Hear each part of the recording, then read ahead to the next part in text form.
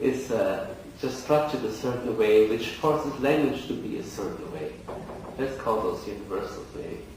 And that if this notion can be exploited at all for the study of the formation of pigeons and creoles.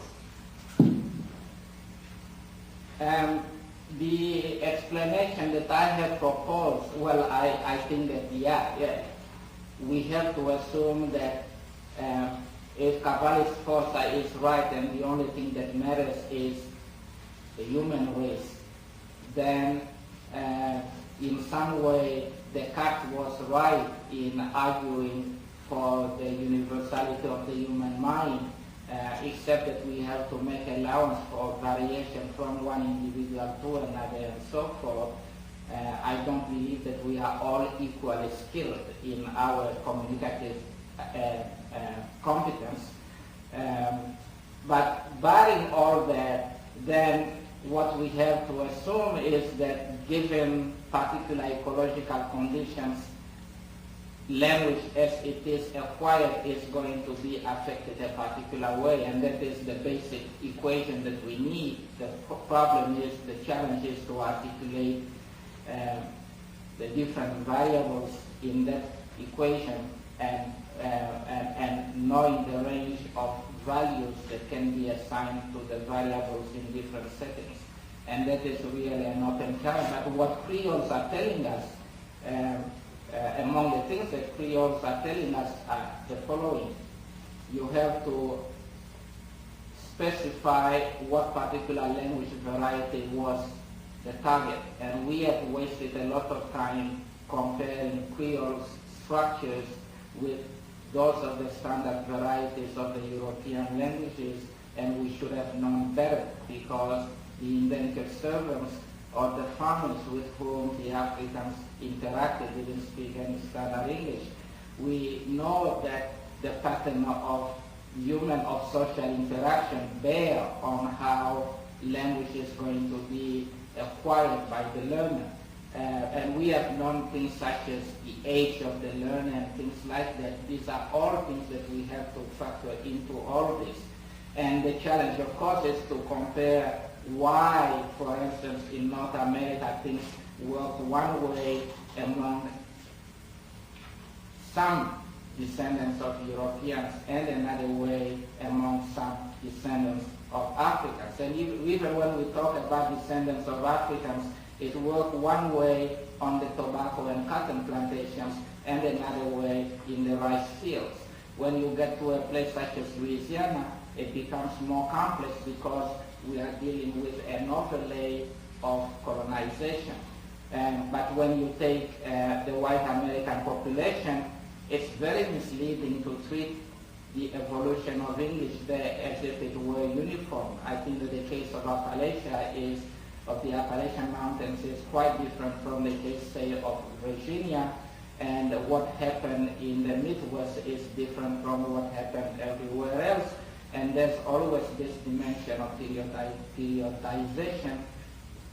The bottom line is that we are dealing with complexity. And so we better handle complexity as complexity and not oversimplify it.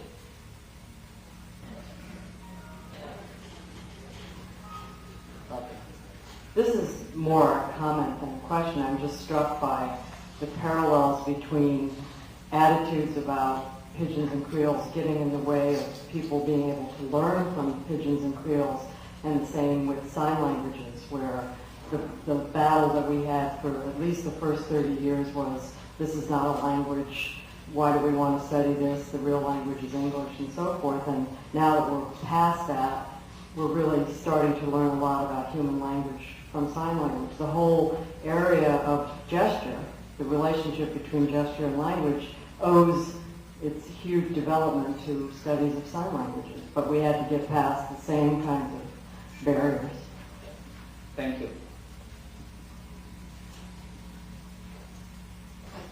I'd like to be a troublemaker and take the last set of questions about whether we should apply continua to non-Creole varieties. Yes. And sort of invert it and ask you if it's even appropriate to talk about Creole languages in that way. Because it seems to me with the students I work with in eastern North Carolina, which is historically very poor and rural, black or white, what my students bring to the classroom is that they can talk proper, which is what these are their terms, or they can talk country.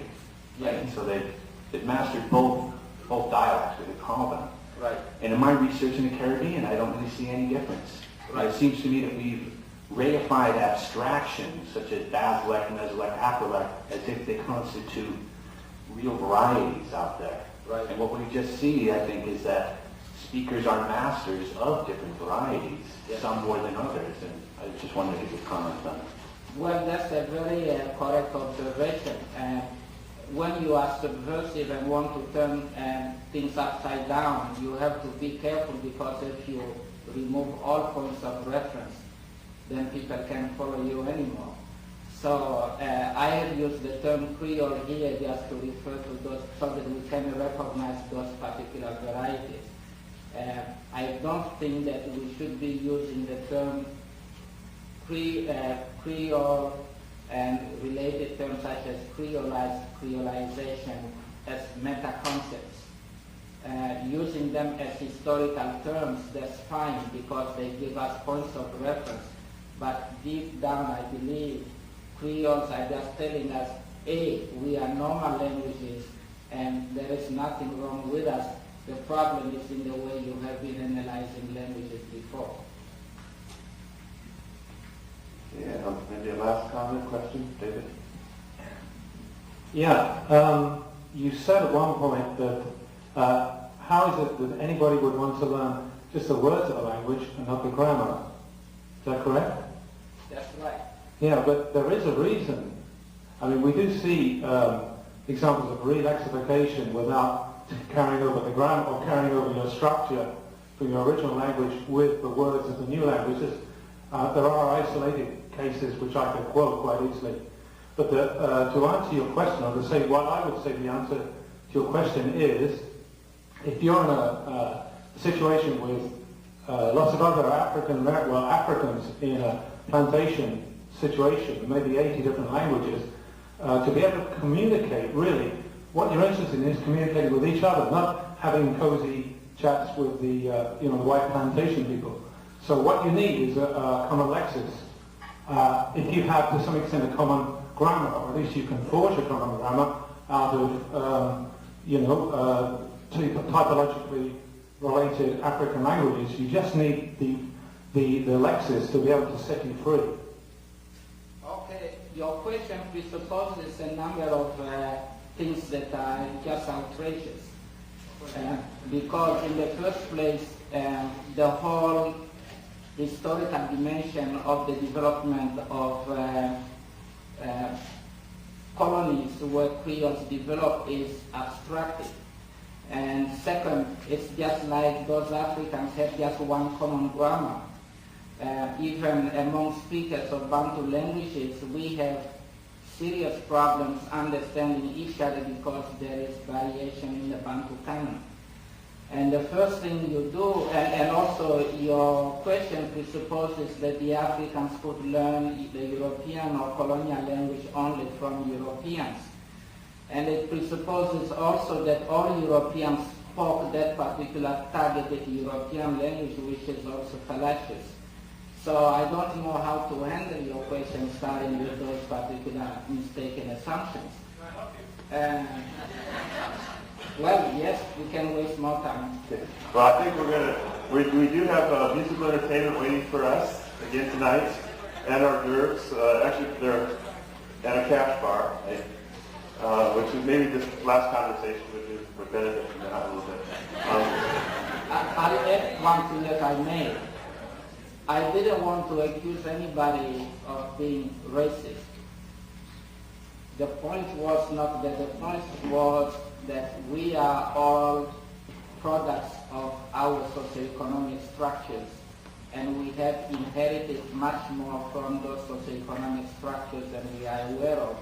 And that's intellectual circle now, and then we have to stop and think about what we may have inherited without believing that we ourselves are really against a particular race out there socially constructed. Thank you. Thank you so much.